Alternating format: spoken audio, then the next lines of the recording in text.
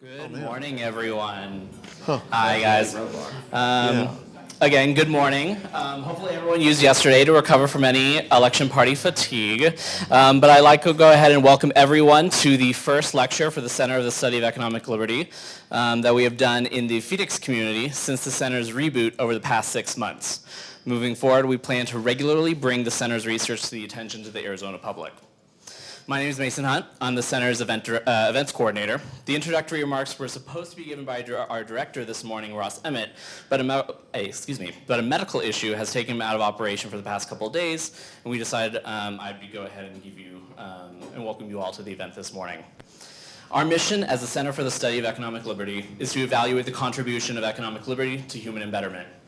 We seek to accomplish that mission through research programs, research seminars, workshops, and conferences, sponsored research by faculty, graduate students, and a public lecture called Perspectives on Economic Liberty.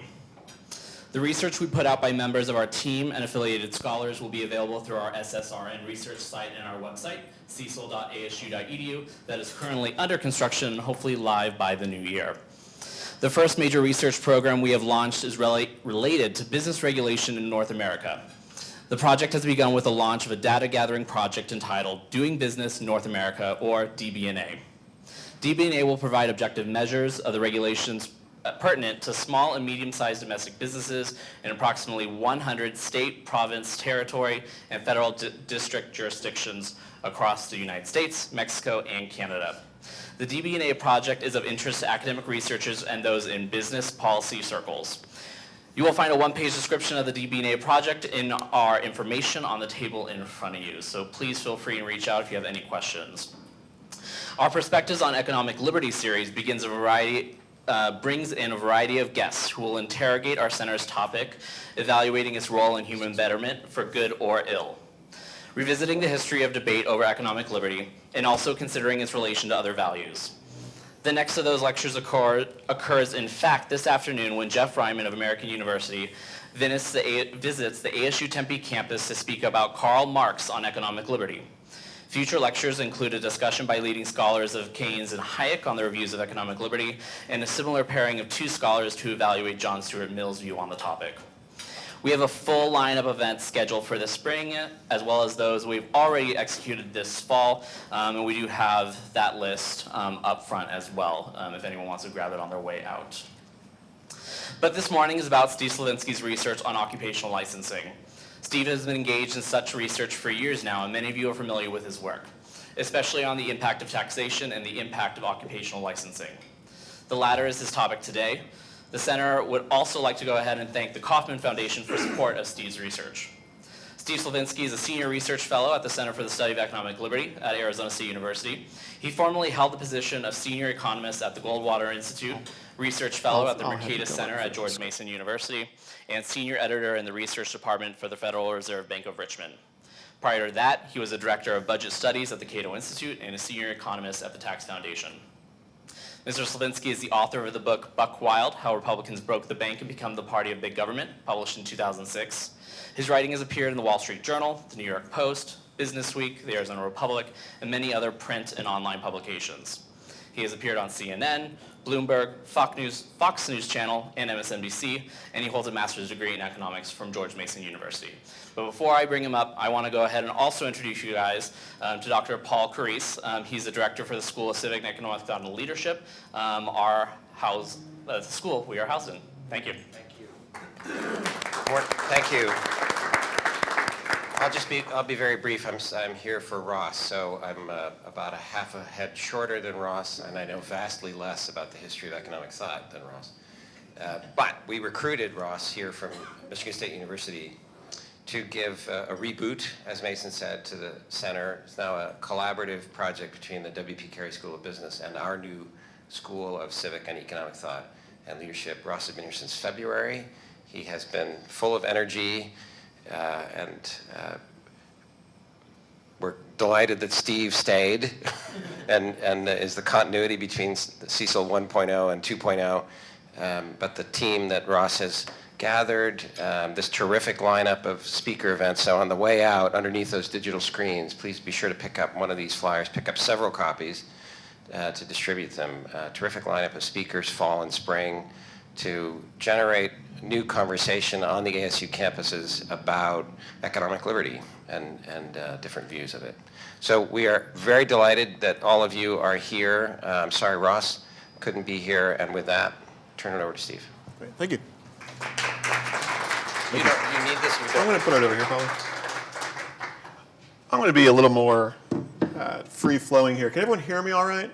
All right, I'll try to project out to the back there, but I'll also make sure I leave this microphone here in case it doesn't feed back. So my name's Steve Slivinski. Some of you know me. I've done a lot of work, as he mentioned, on occupational licensing lately. This is our little key slide. If you have any information about it, if you ask any of us, our website, our new website, will be up soon at ccel.asu.edu. And of course, we've got, because all the cool kids are doing it, Twitter, Instagram, and Facebook page at ccel@asu.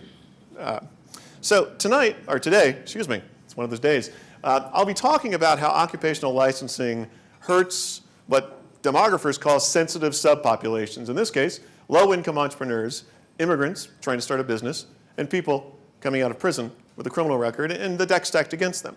Now, the nice thing about a group like yourself, I call, in statistics, I call this a self-selecting sample. You folks decided to come here today to hear a talk about occupational licensing. So in theory, I don't really intend to spend a lot of time describing what occupational licensing is, but just as a quick overview, occupational licensing are laws that are at the state level that effectively require a permission slip to hold a job. There's anywhere between 800 or 1,000 or more occupations that are licensed in a number of different states. You might have heard about some of them: cosmetology, in some places interior design. Doctors and lawyers is a good example, and accountants, that's a typical one. It's licensed in all states. But there's a lot of states that license different professions. Some of them don't license certain professions, and some of them will do so to varying degrees of severity. This would be considered a barrier to entry to anyone who wanted to come into an industry and work in that field. The barriers to entry are the things, regulatory burdens, frankly, that we're trying to measure with our Doing Business report, which we talked about at the front end. But this is another part of the puzzle, and that is folks who are trying to break into, say, cosmetology or landscape services, or what generally are considered kind of what they call low-income or maybe even low-skill service occupations. Those are, for the most part, the most heavily regulated aspects of most labor economies. And we've known this for a while, and the good news is that there's a gelling consensus as to the harms that occupational licensing happens to inflict upon a lot of groups of people.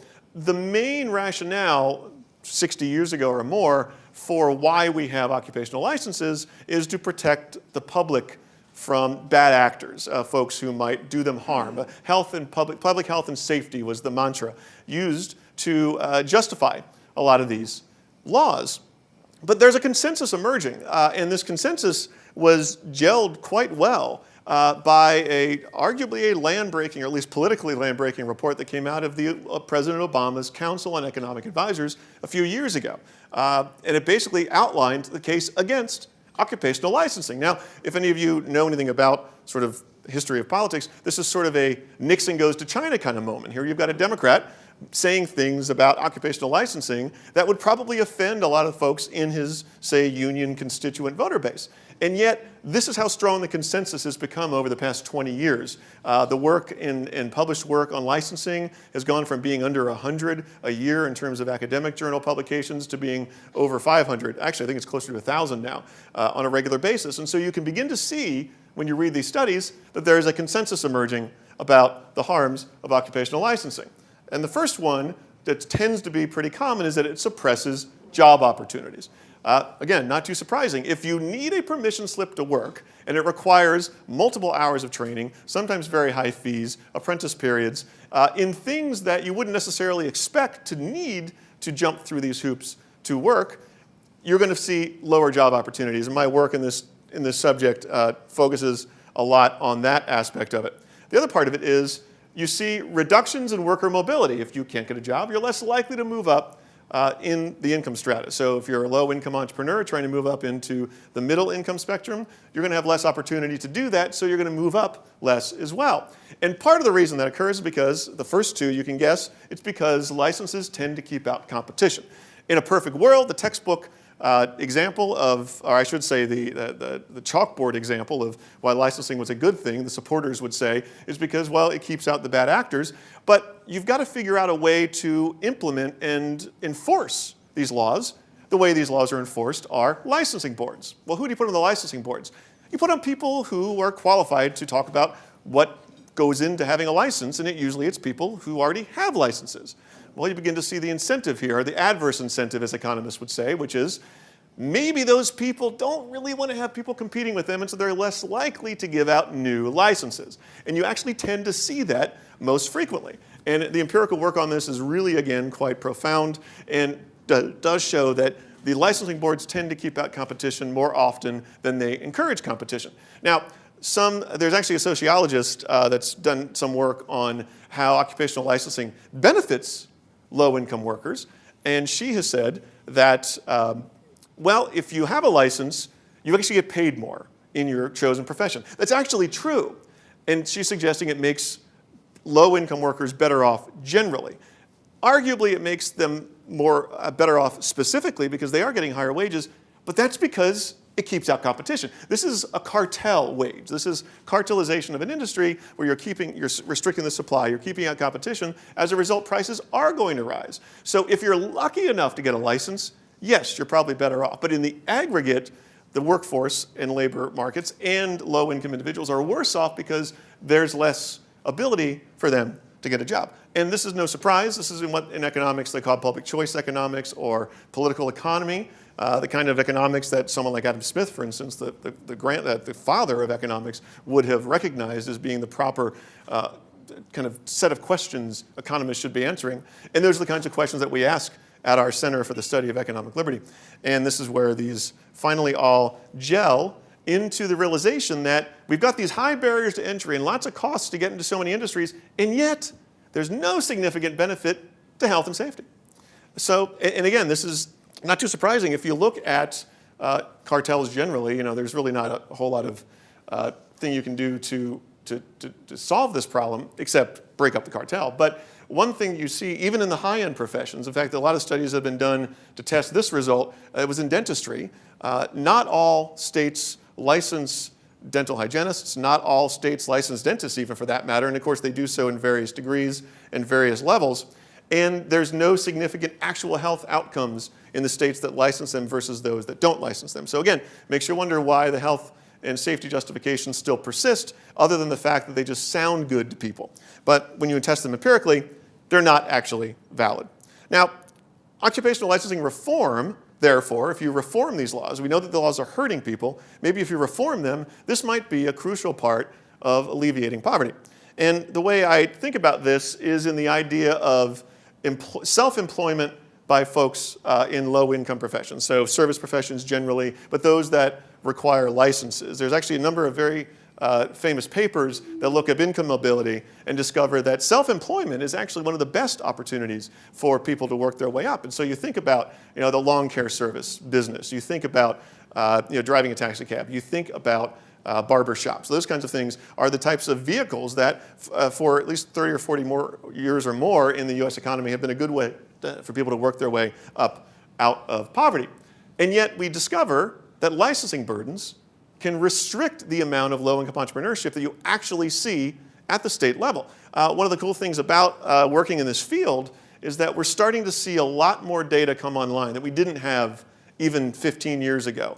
One of those data sets comes from the Institute for Justice. They've done a fantastic, now they're in their second edition, called License to Work. And what they do is they actually look at the licensing burdens in all 50 states and measure them. Now, they're all lawyers. I don't hold that against them. It's actually a benefit in this case because they are going through thousands of state statutes and doing something that I myself wouldn't want to do, but also couldn't do because I'm an economist. But the point would be that they understand what these laws mean and they can measure them and look at the fee structure, look at the number of hours that are required, and tally them all up. They aggregate them across all the variables, and then you have a score based on how heavy or light your occupational licensing burden is. Now, for someone like me as an economist, I say, this is a natural experiment. This is 50 different case studies that can give you an understanding of where the low-income entrepreneurship rates in those states that have heavy burdens rank to the nation or rank against each other. And so you begin to see some interesting averages. So if you look at, and so by the way, I promise this won't be that painful. This is actually relatively simple stuff, so I'll explain it just to be sure. I'm not going to give you any R-squared or t-statistics or standard deviations or anything, but I do want to show you this. On the up and down, what we would call the vertical axis, that's the percentage of occupations licensed. Now, one of the nice things about the Institute for Justice Study is that it breaks it down across a number of different dimensions. And going into this project the first time, when I wrote this is one of my first papers, which I'm actually flattered to say this is actually cited by the Obama White House in their big study. So this was sort of the first paper that I realized, oh, people actually pay attention to this stuff. This is just the mere percentage of occupations licensed in the state. It doesn't matter if they have a fee that's $5 to get a license or $500 to get a license. 2 days of training or 200 days of training. Just the fact, if you license something, that's a 0 or a 1. Either you license it or you don't. And then you just take out the number of occupations across the 50 states, the percentage of occupations that have the yes, we license it, checked off next to it. That actually had the most significant effect on low-income entrepreneurship rates. So these are in 0.6. Basically, anything from 0 to 1 that's your ratio, basically. So where you want to be, if you're a state, is you want to be in the bottom. You want to be low on the percentage of occupations licensed, but you want to be high. So you want to be over here, right? You want to have a high, low-income entrepreneurship rate because you want to help people get out of poverty, but you also want a low barrier to entry. This is what we call a scatter plot in the field. It might look like a big mess, but hey, guess what? Here's a really helpful trend line. This is not too surprising, right? This is the downward slope. If you have a high percentage of occupations licensed, you're going to have a low-income entrepreneurship rate, and as you go out this way, or more specifically down, you get higher rates of low-income entrepreneurship. Not too surprising, but here's another way of thinking about it. We have this, just taking the difference between the average low-income entrepreneurship rate for the nation, compare the high-burden states to low-burden states. The high-burden states have an 11% lower average rate of low-income entrepreneurship than the national average. The low-burden states, actually have a higher than average by 11%, higher than average low-income entrepreneurship rate. Now, this might not seem like a lot, right? I mean, these are small little movements in this ratio, but I did a quick calculation before I came over here. If you just simply in the state of Arizona had a 0.02 percentage point change in the entrepreneurship rate, that could mean anywhere between 1,000 and 3,000 new entrepreneurs. So we're talking about some fairly substantial numbers in a state like Arizona. Now, what you start to notice is that when you're looking at low-income occupations, and by the way, I'm taking doctors and lawyers and accountants out of this equation, not because their licensing burdens aren't irrelevant, but because I want to talk more about where most of the licensing is going on, which is, I said, in kind of these low-income occupations. But you begin to realize that a lot of these folks that are in these businesses are immigrants. They came to the United States because they wanted a better life, and they started their own businesses, but then they're butting up against the strong hand of government in trying to set those businesses up and run those businesses. And so I would argue that if we were to reform occupational licensing, we could actually make it a really important part of immigration reform and in integration of new immigrants coming to the United States, just because we can take away this burden of entry. That they've already scaled the burden of entry to get into the United States, but we need to think about what we're doing in terms of setting up new businesses. So I just do some quick demographic information here to give you an example of kind of where these burdens are falling mostly. In the data set that I was using from the Kauffman Foundation, who did support this research in this specific paper, and the data comes from the Census Bureau, so it's all publicly available stuff, but the Kauffman Foundation puts it up in such a way that researchers like myself can plow through it, tag it to zip code. There's a whole bunch of different things you can do with the data. And so if you look at the total sample in the sample, you got 73% white, Black, Asian, 9.4%, Hispanic, Latino, 11%. That's in the total population at large. But then when you subdivide it by entrepreneur, you begin to realize something interesting. Of all the immigrant entrepreneurs that are in the data set, 36% of them are Hispanic and Latino there at the bottom. That's over 3 times their population, their representation in the general population, whereas white immigrants go down to 48%. You see a little bit of an uptick for Asian. But the important part here is that the licensing burdens you're seeing in most states are mostly falling on not just low-income entrepreneurs, but low-income immigrant entrepreneurs that happen to be Hispanic and Latino. And that's a very important thing for those of us here in Arizona who are thinking about this question. Now, look at the entrepreneurship rate between native entrepreneurs and immigrant entrepreneurs. Turns out, at least in the data from 11 and 12, by the way, there's usually like a 5 to 7 year lag in a lot of the data that we're using in this question because it takes a long time to collect and to aggregate this stuff. But this is a fairly typical pattern you'll see in 2011 and 2012 as you see in later years or even in prior years. And you can break down the entrepreneurship rate between native immigrants. So immigrants have generally, in history, had higher rates of entrepreneurship. This is, I think, generally a good thing. But you also can hear people criticize and say, well, that's nice and all, but maybe that big gap is just, I don't know, construction, right? People say maybe there's just some specific industry driving this. And it is true that a very large part of immigrant entrepreneurship is in the construction industry. And part of that's because in most states, construction deals with folks who are independent contractors, right? So individual workers in the construction industry are also independent contractors. As a result, they enter into the data as self-employed, even though they don't own their own business, for instance, they're just self-employed. But if you aggregate all of the other things that immigrant entrepreneurs do in industries they're involved with, landscape services, childcare services, et cetera, many of those cases, they do have their own business. They've set up a storefront, for instance, or incorporated somehow. And that is actually an even larger part. When you aggregate it, it's about 27% if you look at all other service industries. So construction is only about a quarter of it, but everything else kind of swamps it. But I can understand the criticism. It does look like maybe it skews the ranking. So let's go ahead and just take out construction altogether. Don't see that much of a change. I mean, you see both native and immigrant go down, incidentally, but the ratio between them two stays fairly constant. In fact, it actually improves a little bit in some respects. But immigrant entrepreneurs are still larger and higher immigrant entrepreneurship rates, rather. If you just look at this by race and ethnicity, again, this is just another way of thinking about where we're at in terms of the demographics here. Black and Asian are kind of roughly similar. White is kind of as I said before. But this is the rate of entrepreneurship. But look at this. Here's the Hispanic Latino, again, 0.52%. This is the highest. And incidentally, when you look at the data, just again nationally, some of the highest rates of immigrant entrepreneurship come from the Hispanic and Latino community. And so we're starting to see that here as well. So let's see. Oh, so here's another age profile, just kind of an interesting one.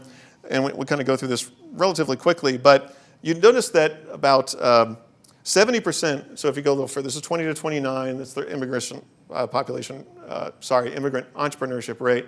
It jumps between 30 and 39. About 70% of immigrant entrepreneurs are in the 30 to 50 age range. Only about 60 of native-born entrepreneurs are in that. So entrepreneurs tend to be a little younger than the native entrepreneur in the United States, which is kind of interesting, that 30 to 50 age range, especially in the 30 to 39. If you think about it, we're starting to talk about territory where dreamers live, right, in terms of age profiles, right? So we're thinking about immigration reform, we're thinking about occupational licensing. This is exactly sort of a surgical strike at the kind of barriers that you would see for a lot of immigrant entrepreneurs. Of course, most people 60 to 64, again, lower, it kind of evens out at that point. Let's go back to do another one of these.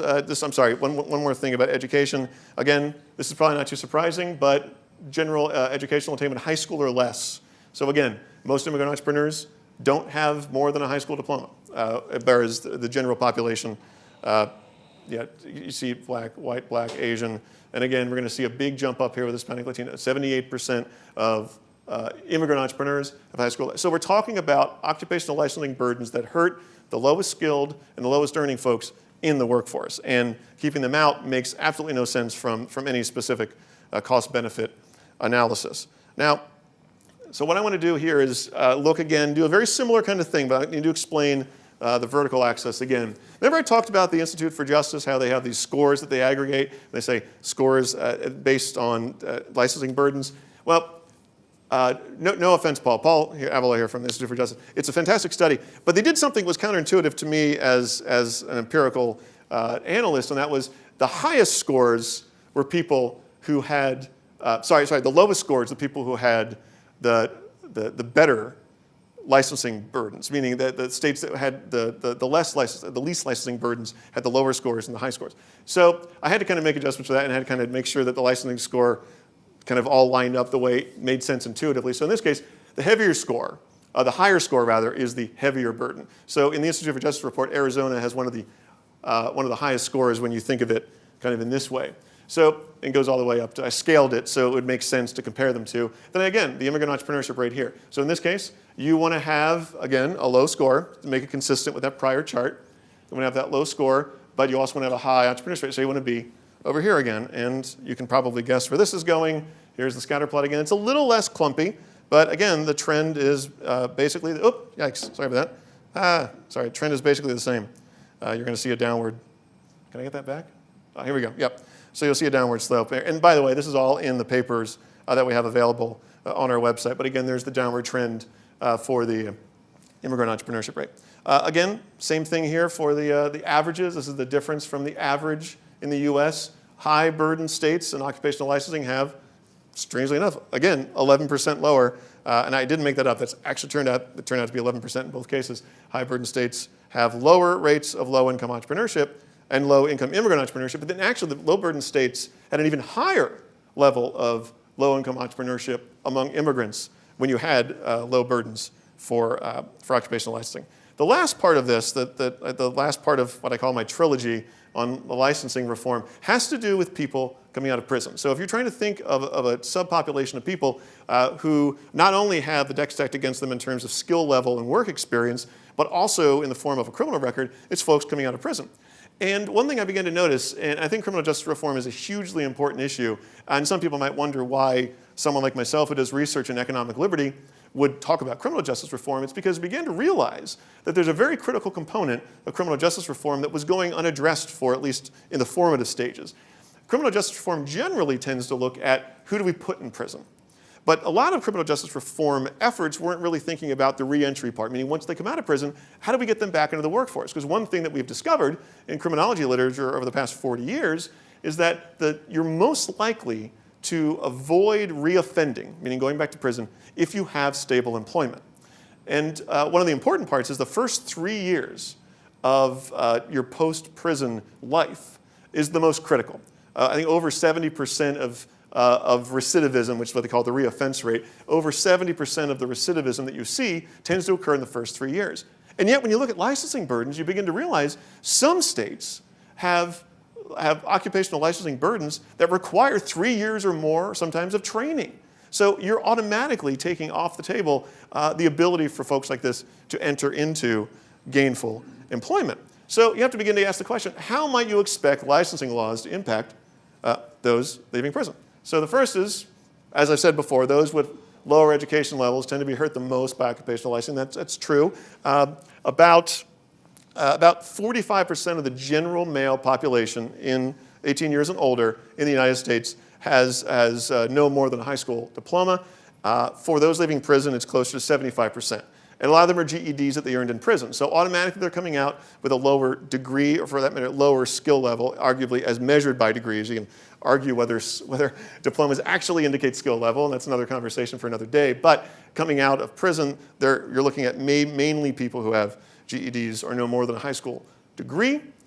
Now, an important part about licensing burdens that isn't talked about, at least enough in my opinion, but I do talk about it in my paper, is the ability to integrate into the labor force is hampered in an additional way for people coming out of prison. You can live in a state that has the lowest licensing burden in the nation and still butt up against what are called good moral character provisions. Let's say you've got a criminal record and the licensing board has at their back a state law that says you can invalidate or reject outright an application for a license in field X simply because of the presence of a prison stay or a criminal record. In some states, it's even as meager as a non-violent offense. If you were just in jail for a short period of time, it's a mark that's going to follow you in a state that has good moral character provisions that allow licensing boards to restrict the abilities. Now, one thing that's interesting is that on paper, and again in the Institute for Justice Study, and again this is not a knock on that study, but it's the truth of it is no one really thought to look at this until more recently. states that have low burdens for licensing, you can kind of think of them as red states, right? They're more conservative states.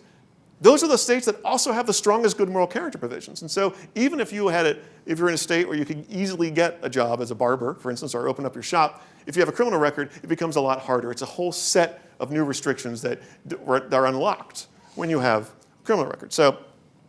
And as a result, the inability to re-enter the labor force, you would expect then maybe would increase the chance of reoffending or recidivism. Now, one way to test this, of course, would be to say, well, what's the employment rate for people coming out of prison versus those that aren't or haven't been in prison? Problem is, we just don't ask those questions on census surveys. I understand there's probably privacy reasons. You don't knock on someone's door during your census tally and say, by the way, have you been in prison? So we don't collect that kind of data. We don't know. So we don't have a good measure for an employment rate for people coming out of prison. But we do know how often they're sent back. And so if you think through the chain of causation and think, okay, if you're coming out of prison, the deck's stacked against you, you want to try to get a job, you can't get a license because of good moral character provisions, and it takes you 3 years to get a license, or for that matter, even get a job, you're more likely statistically to kind of reoffend in that 3-year period. Maybe we can start looking at the recidivism rate and see if it correlates with the licensing burdens. And so that's what I did in my third here. First of all, I want to look at the average growth in the recidivism rate. In this case, it was 1997 to 2007. Now, one thing I want to point out, I'll make a reference to something called a new crime recidivism. Now, this is different. It sounds weird, but when you look at the recidivism rate generally from, like, say, the Bureau of Justice Statistics or something, they'll look at a very broad rate. It will include new crimes, meaning crimes that are different than the ones that they were in jail for initially, and that got them thrown back in jail. Or it'll be what they call technical violations or technical recidivism. And that is all over the map. That's arbitrary in a lot of ways. The enforcement of it is arbitrary. Laws stating what the penalties are for, say, failure to meet with your parole officer or probation officer, or you fail a drug test. Some states that will get you back into prison for a little while, and so that's measured as the recidivism rate. Other states it won't. So there's a lot of variation in what they call technical violation. But the new crime, pretty consistent, right? A crime in one state is usually a crime in another state. So an enforcement of that's a lot more consistent across states. So I look at new crime recidivism between 1997 and 2007. Again, there's a lag in the data, but we can start seeing some patterns here. So the average recidivism rate growth in new crime over 3 years is 2.6%. That's national, okay? So that's typical. We've seen that before. The low burden states, though, see a decline in the recidivism rate. Again, not saying that licensing burdens are the only thing that's dictating these trends, but when you put into the mix other factors that might describe it, like the overall crime rate, the overall employment situation, such as the growth in personal income or growth in employment, you still see this hold up. Statistically, you still see a decline in the recidivism rate in the states that have the lowest occupational licensing burdens. And sure enough, in the high burden states, you see a massive increase, 9.2%. I'm finishing up a study now that's being published by the University of Central Arkansas with some of their scholars there. We've actually got some new data from the Department of Corrections in Arkansas, and so we've included that in the mix. This actually goes up in the high burden states. So if you include Arkansas, because Arkansas is a pretty high burden state in terms of occupational licensing. And so finally, I do one more of these licensing score mixes here. In this case, we want to make sure, license scores are like golf scores, right? So the lower one, again, you want the lower score. But in this case, you don't want to be over here. You want to be in the bottom left, right? You want to see declines in your recidivism rate. And you would hope if you had a low licensing score, meaning a good low licensing burden, you would actually see that. And again, sure, here's this is a little easier to see how the upward trend would actually predominate here. And of course, not surprising, the higher your licensing score, the worse off you are, meaning the heavier your licensing burden, and also the bigger your growth in your recidivism rate. So how do we go about reforming these things? What things can we do? Let me just go ahead and pop them up real quick so I can just sort of kind of go through them. More data, please.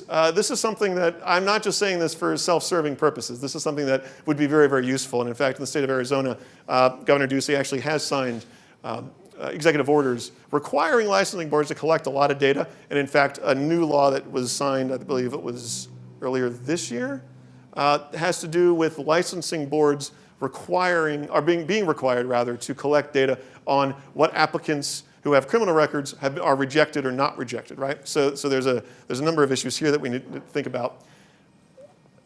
When you're thinking as a legislator, or a policymaker, when you're thinking about why you would want to achieve a certain policy goal, think about the least intrusive or the least damaging way of doing that. Licensing is usually one of the most damaging ways of doing it. So thinking about putting into institutionalized way the thought process and the analytical thinking about whether the goals are matching up with the proper tools. And one of the ways you do that is you can integrate real cost-benefit analysis into what they call a sunrise and a sunset process. Sunrise process and sunset, it almost sounds exactly like what it is. Sunrise process means, okay, if we're going to create a new regulation or a new agency or a new licensing board, they have to kind of pass a test before they're made into a board. And then the sunset process is, after you've created that board, they only have a life for maybe 7 to 10 years, for instance. And so when they get to the sunset, they have to ask for renewal from the legislature. And a lot of times, as long as that board can pass a financial audit, in fact, sometimes even when they don't, they still get a new lease on life, a rubber stamp.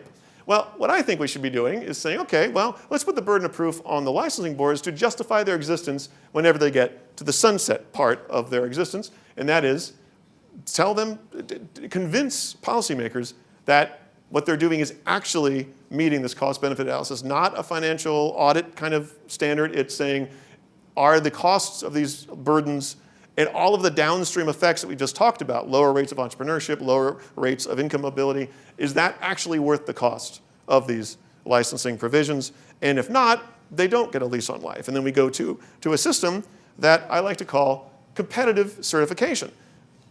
Licensing via government is not the only answer here. There are lots of professions that don't have licenses in other states that still have some kind of national certification process, usually done through nonprofits or through trade associations that say, hey, we have the Good Housekeeping Seal of Approval by the association of XYZ. We don't need a license because we can indicate to people and signal, because that's a lot of what licensing is signaling to consumers, we are competent, we are capable, we're not going to hurt you.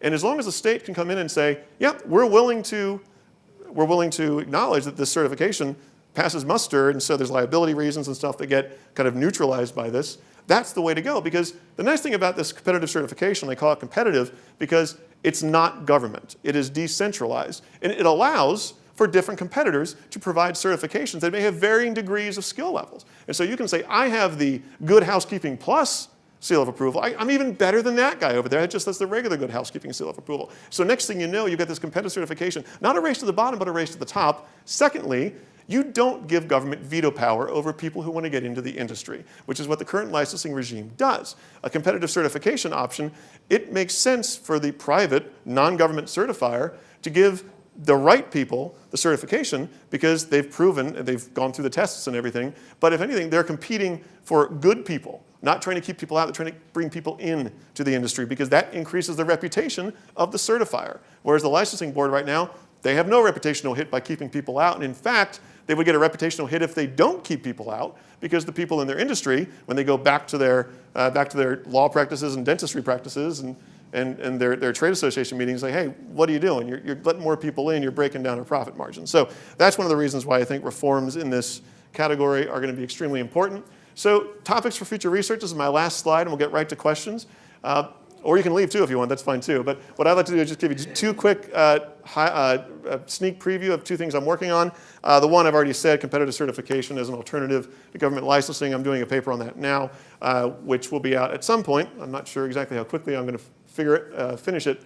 But then something that the Kauffman Foundation and I are talking about is the effects of licensing. Oh, that's a typo. The effects of licensing on minority female employment. Again, similar kind of thing. You would expect a lot of these industries, hair salons, nail salons and such, heaviest burdens of licensing, and they are largely minority female shop owners in those cases. And so I want to study the effects of licensing on that group of people as well. So there we are. Thank you so much for coming. I do appreciate it. This is, as Mason said, only the first of events of this sort that we'll be doing. We'll be doing more in the future on other topics, not just licensing, and I may be talking to you about other topics as well at some point, as will our other scholars. But for now, I'm happy to chat with whatever you want to talk about regarding occupational licensing. So thank you so much for coming.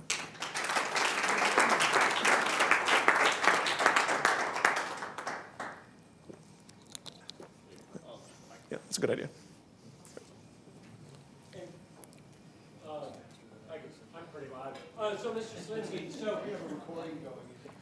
Oh, yeah. Yeah, why don't you go to that?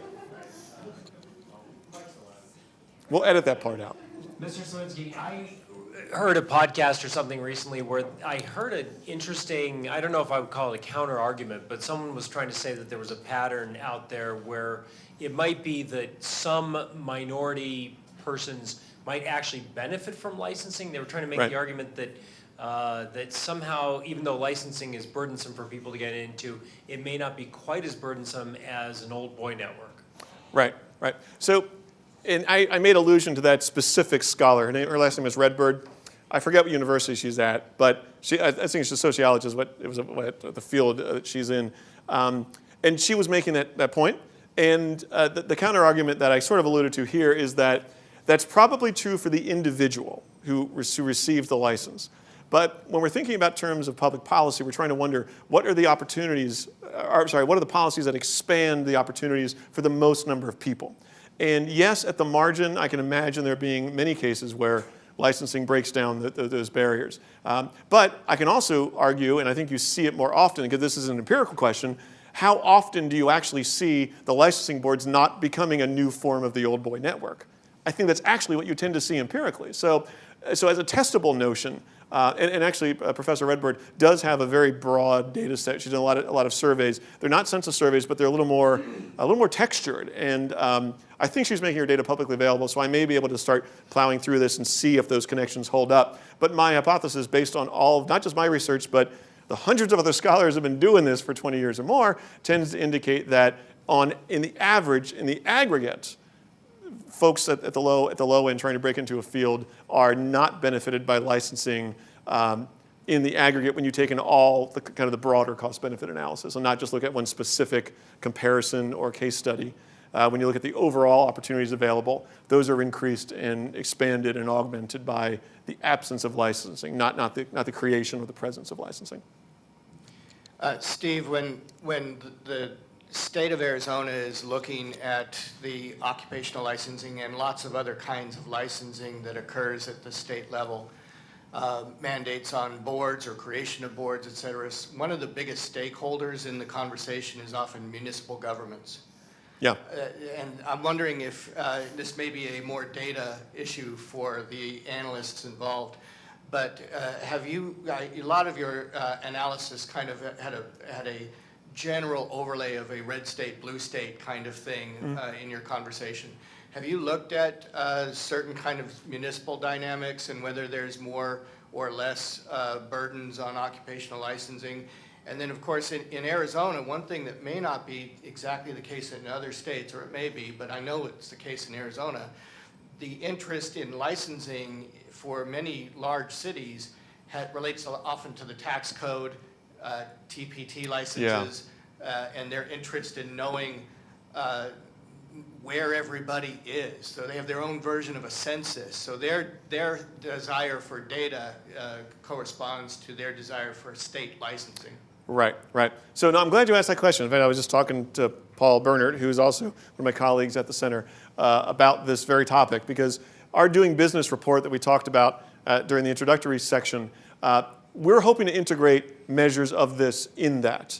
The goal would be, as you said, it's a data question, right? So we've got, luckily we have an army. Would you call it an army? It's 7 people. We have undergrads working on collecting data on about 100 different metrics. One of them, over time, depending on how long it's going to take, will be some kind of measure of municipal licensing. Now, not all places have that, and I'm not exactly sure how we're going to quantify it just yet, but we have a very deep interest in that. And I think that's a really important part of all of this. And you're right, a lot of it is driven by taxation interests, but the fact that, first of all, the fact that they have the taxation interest indicates that they're more likely to actually have the data collected and accessible publicly. So the trick is figuring out a way to integrate this into the measures. But I do think over time we'll be able to do more of that because, yeah, to date, all the data we've got are mainly state level. And granted, a lot of these licensing provisions are state level, but there are sort of municipalities that treat the licensing with the state as a floor, and then they go additional requirements and fees above that. And that's the kind of thing that would be an even deeper, more regressive barrier to entry at the local level. And so we're looking at about 65 cities in the United States for our doing business report, and I want to integrate, as to the best of our ability, some kind of measure of that kind of municipal licensing burden going forward. So stay tuned. We'll probably have another one of these at some point next year where I can start talking to you about all the stuff we found. Cool. Oh, I'm sorry, Roy and then Tom. You're next, Tom. Could you explain a little bit about the bill that was recently passed that requires, I think, health and safety to be factors in denying someone a license, and how you envision that working? So yeah, there's the nice thing I tell people whenever I go to conferences out of the state, and they ask me about licensing reform, and I'll talk to them about what we're doing in Arizona. I say these things to them, and they look at me and they say, "Wow, you've done a lot. Like, wish we could do that in our state." So we're kind of spoiled, I'll admit. So I say that as prelude to say, there's been a few movements, a few reforms that have actually done similar types of things. I think what you're referring to is it the Right to Work Act you're thinking about? Although Paul, again, would know more about this. That right to, thank you. What did I say? Right to work. Sorry, different act. My fault. Right to earn a living. Thank you. I'm sure there's a reason the parallelism is there. But the Right to Earn a Living Act does give standing to people who are applying for a license to lodge a complaint or to make part of their appeal, basically, of a license denial. And correct me if I'm wrong, because again, I'm not a lawyer, Paul. Is they basically can say there's they could appeal to, is it the GERC or something? The government. I'm talking in circles and using acronyms that no one knows about. The point being, there are new laws that would allow, as you said, using the justification about health and safety to challenge license denials, or to challenge, for that matter, new creations of new licenses, right? One thing I think is interesting, and I think that gets back to the criminal justice reform, and I was thinking about this when you were asking your question, the law that I think I told you about when I was asking for more data, where the licensing board is required to now collect data on license declines or license application declines that were due to having a criminal record, right? So the state is required now to collect that data. That's anonymized, but you can start to get a sense of here's how many licenses were applied for, basically, or the number of license applications. Here's how many were rejected, and then here's how many of those that were rejected as a result of criminal records. So now we start to see how aggressive the licensing boards are at enforcing these good character provisions. Because some of the states, they have good moral character provisions, but they don't really do very much, right? And they'll ebb and flow. Enforcement of them will ebb and flow because suddenly there's this sort of a big picture news story where someone got hurt. They answered a Craigslist ad. Someone came in to fix their chandelier, and the next thing you know, their house is robbed, and say, "Oh, geez, we should start licensing people who fix your lights in your house," right? And base it on good moral character issues. So those kinds of things ebb and flow because based on the news cycle, but we don't have a measure really of the aggressiveness, at least in Arizona, of how often these laws are enforced. But the other question is whether there's even a rational basis for having good moral character provisions if your crime and the record for which you have a prison record or crime, if it doesn't actually pertain to the license you're applying for, maybe it should be irrelevant, right? So I mean, no one's saying we should let Bernie Madoff apply and get another financial advisor's license. But if he wants to start a barbershop or a contracting agency where he's building, decks for someone's home, there's no reason why we should preclude that, right? So that's, I mean, maybe a bad example, but the point is that conceptually it's what we're going for, right? As long as the crime doesn't pertain to, so DUIs, for instance, you can imagine that, okay, maybe you don't want DUI recipients being cab drivers. I understand that, but maybe they can be interior designers. Maybe we shouldn't, keep them out of fields just because they have, a specific mark on their criminal record. So and actually, do we do that in Arizona? I believe we've got or is that the goal? The answer is it's complicated. See, there you go. That's my answer, Roy. It's complicated. But no. Yeah, you're welcome. But the truth is, that's one of the approaches that other states have actually begun to try. I think New Mexico, Governor of New Mexico just signed an executive order that began to provide guidance to the licensing boards, and I think Tennessee does this, and maybe even Michigan, and probably Illinois. Actually, Illinois specifically. I'm remembering this now. Basically says licensing boards have to consider the offense for which they have the criminal record and make that, and you've got to justify the decline, but you can't justify it based on the fact that just they have a criminal record. You have to make sure it's a criminal record that pertains to the license they're actually applying for. So, and it's a long answer for a complicated question, but thank you. Sorry, Tom? This is a lot more simple. I just wonder how much it would be worth it to look at this from a consumer's perspective. And you know, obviously licensing by its nature restricts consumer choice, but my own personal experience is more to the point of, I think in many cases I would rather use somebody who is not licensed, who has passed a market test rather than a bureaucratically conceived test. And there are tons of ways to find out who the good ones are. I don't know about your person who got robbed, but they're only going to do that once. It didn't really happen, but it was just an example, just so you know. Okay.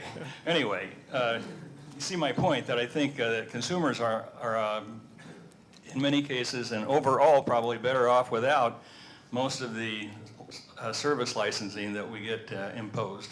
Yeah, absolutely. And in fact, I made reference to the governor of New Mexico that just signed, actually earlier this year, I believe, signed an executive order to do a lot of these reforms in the state of New Mexico.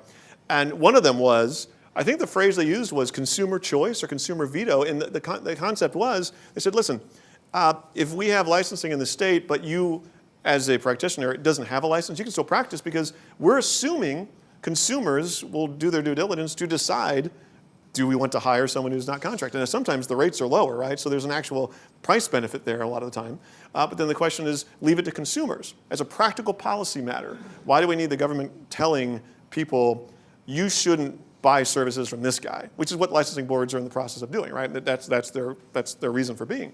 So creating the default assumption that says you can deal with people who don't have a license, but caveat emptor, right? Buyer beware. It's up to you to decide if you want to take on that risk.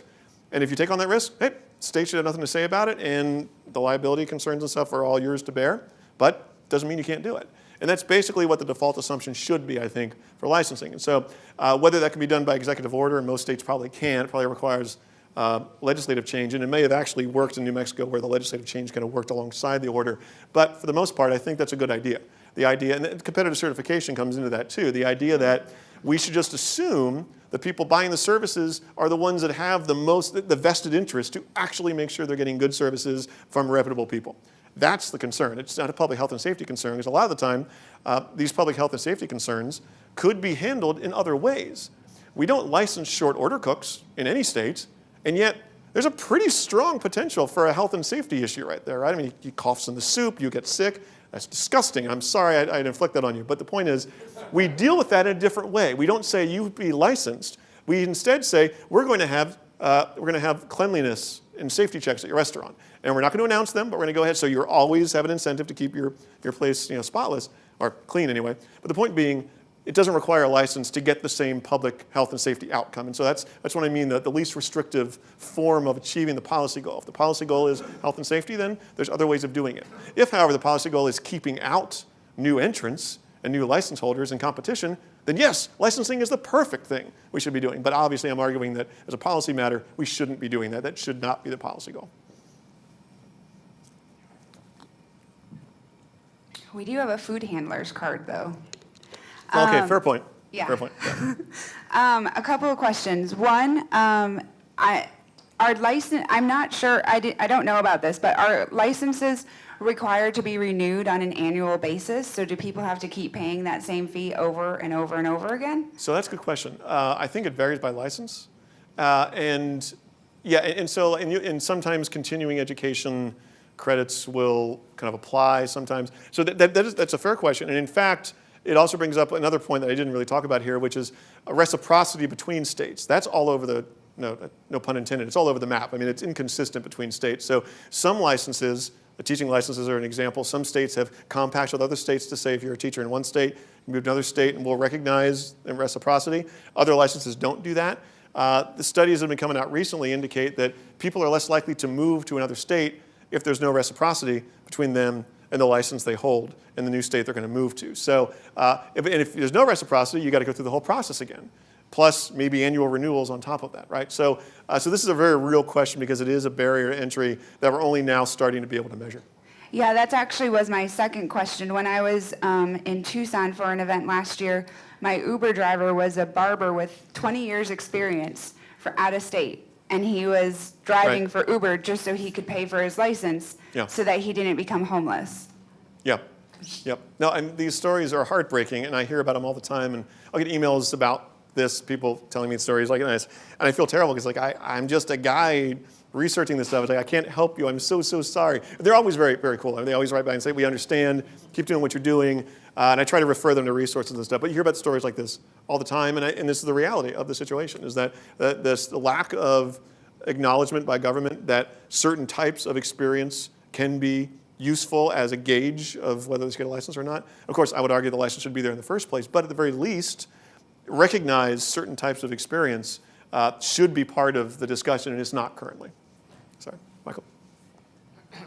Just to that point, there are times when a revenue enhancement requirement to close a budget is there, and so you look at the path of least resistance, and sometimes it's to require a renewal of a certain industry to beef up that board or even the state general fund to close a small gap, or where there's a belief sometimes, especially at the municipal level, that we don't have a good sense of who has a license and who doesn't, so you have a renewal process that causes everybody to pay, and then there's a lot of complaining about it, but then the board can defend that because we want to clean up all the riffraff, and if you're not part of the riffraff, then you get your license and you re-established in the cartel. Yeah, no, that's a good point, and you're right.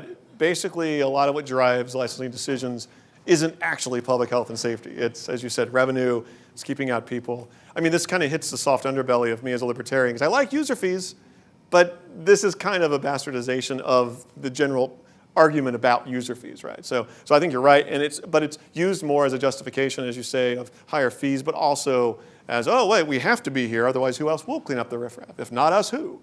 And the guys think can justify it that way, too. Anyway, go ahead. Steve, I would encourage you not to use the New Mexico example, and correct me if I'm wrong, but my reason is because I think the concept of licensing includes the notion of scope of practice. And you know what? I think so you're right. if you are operating in that scope of practice, then you need the license, and I think we need to maintain that distinction because it's very important. Would you agree with that? Oh, absolutely, absolutely. I mean, and that's a big fight, like in the dentistry world, right? Because I mean, you've got teeth whitening as an example where people shouldn't, actually there's a Supreme Court case about it. People shouldn't really need a license to be teeth whiteners, and yet the dentists want to keep that in there. And so they say, okay, scope of practice means if you're setting up a shop in the mall to do teeth whitening, you need to have a dentistry license. And why? Well, because we don't want you doing it because you're competing with us. So scope of practice also deals with what dental hygienists can do. So there are a lot of issues there, and you're right. You don't have to change law to get an expansive, as far as I know, to get an expansive interpretation of what scope of practice is. So yes. What I meant is if the New Mexico situation, if they're allowing you to practice without a license, that's not a license. I mean, Right. you bastardize the definition. Well, yeah, exactly. Well, which is part of the reason why I like the example. It's just like you're kind of creating this world in which it doesn't matter if you have a license or not. But you're right. I generally don't use New Mexico as an example of good things anyway. I was just trying to find something that might be useful. But no, as a practical matter, there are a lot of detail issues here that if we're trying to do reforms and look at other states, we have to make sure that the details of it are actually going to make sense. Well, I've always felt that the purpose of licensing is to protect the public. And I'd like to know if a dental hygienist has AIDS or if a teacher is a sex offender, and there needs to be a mechanism for knowing those things and protecting people. Sure. So, and this comes down to the definition and distinction between a license and a certification, right? License says, as a legal, practical matter, if you do not have this piece of paper, you cannot do anything, regardless of whether you have a criminal record, for instance, or a health concern. Certification is, you can structure certification in such a way that says you have this document or this little sign or something that says you are capable and you are a safe practitioner of this. But if you have other things that kind of complicate that certification can be revoked by the issuing certifier, which is usually not a government entity.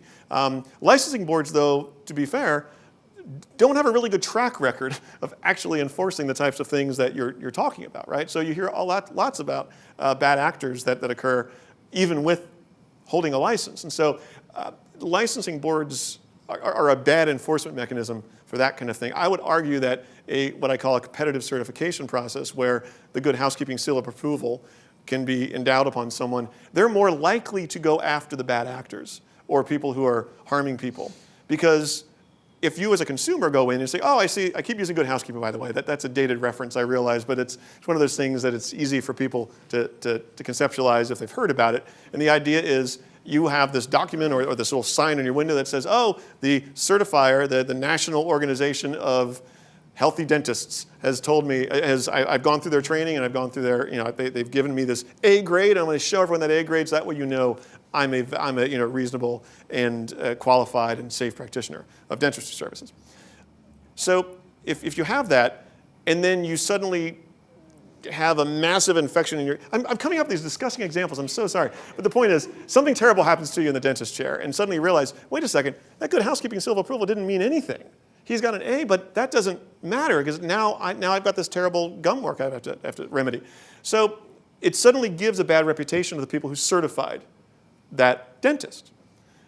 The licensing board, if you come to them with a complaint, they're going to circle the wagons and protect their own, right? Because their reputation really isn't at stake a lot of the time, whereas the certifier, their reputation is at stake if they have bad actors that are holding their good housekeeping seal of approval, right? So the incentive structures are different for the licensing board and the certifier. So I would argue, although again, it's hard to argue the counterfactual because we don't really have any examples of states doing this because so many states are so entrenched in, and I notice it's 9:30. I want to make sure I get you guys out the door, so this will be my last comment. But the incentive structures are different, and the licensing board structure just is more damaging to people trying to get into the industry, as well as those already in the industry. And so I would argue that there's a problem there too, and I think you've rightly identified it. So thank you so much, Nancy. I'm going to talk to you after the fact because we want to try to. I'm sorry. I just wanted to say one thing. We license teachers in Arizona, and yet we have sex offender teachers in Arizona. Right. In Nevada, they certify prostitutes. They're not licensed, they're certified, they have health checks, whatever, and it works. So, I mean, we don't have to have licensing. Exactly. I'm glad you said that, and I didn't have to. Thank you, Nancy. I will do that. I'd love to. Nancy Roberts, by the way, teaches economics at Arizona State University. She's one of the good ones, so thank you for what you do, and thank you all for coming, guys.